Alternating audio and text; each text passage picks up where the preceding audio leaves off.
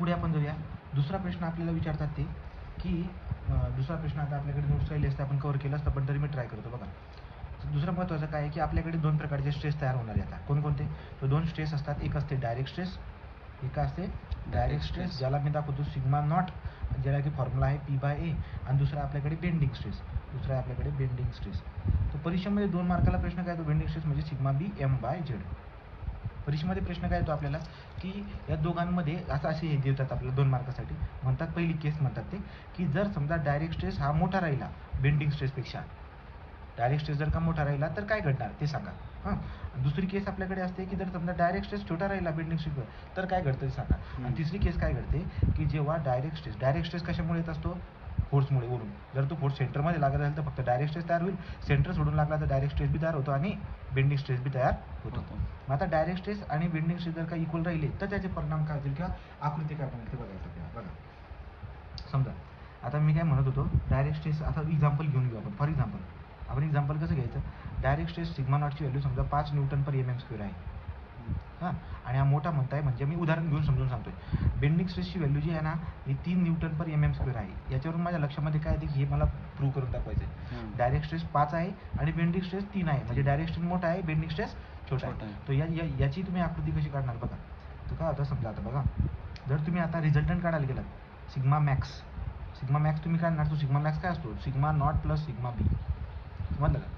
तर तुम्हाला म्हटलं की रिझल्टंट परिणाम काय येईल जर समजा डायरेक्ट स्ट्रेस जर मोठा असेल बेंडिंग स्ट्रेसपेक्षा.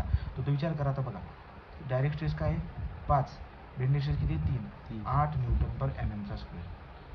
हा झाला सिग्मा मॅक्स, हा काय झाला सिग्मा. आणि मला सिग्मा मिनिमम जर काढायचा असेल तर काय येतो? Direct stress minus bending stress, 5 - 3 is equal to किती? 2 Nm/mm². म्हणजे सिग्मा मॅक्स येतोय 8, सिग्मा मिनिमम येतोय 2. मग या पहिल्या उदाहरणाला तुम्ही जेव्हा प्रूव्ह करायला जात आहे sigma not greater than sigma B, तर तुमच्या लक्षामध्ये येईल की रिझल्टंट 8 येतोय म्हणजे पॉझिटिव्ह येतोय, आणि सिग्मा मिनिमम पण काय येतोय? पॉझिटिव्ह येतोय. दोघं सिग्मा मॅक्सिमम आणि minimum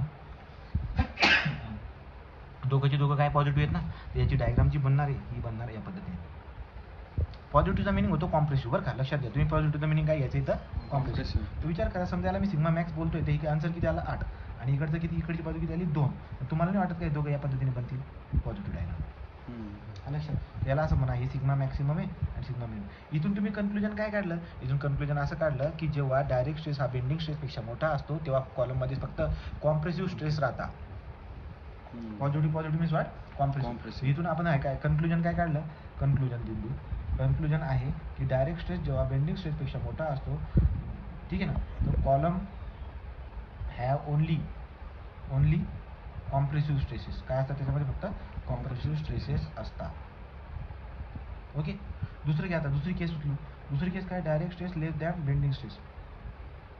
direct stress less than bending stress. तर डायरेक्ट स्ट्रेस बेंडिंग स्ट्रेसपेक्षा कमी असतील हे समजून सांगण्यासाठी तुम्हाला एक उदाहरण घेतो. डायरेक्ट स्ट्रेसची व्हॅल्यू आहे 5 Nm/mm² आणि बेंडिंग स्ट्रेसची व्हॅल्यू किती आहे? 8 Nm/mm². तो डायरेक्ट स्ट्रेस छोटा आहे, बेंडिंग स्ट्रेस मोठा आहे. अशा केसमध्ये जर तुम्ही बघायला गेला तर तुम्हाला सिग्मा मॅक्स काढायचा आहे.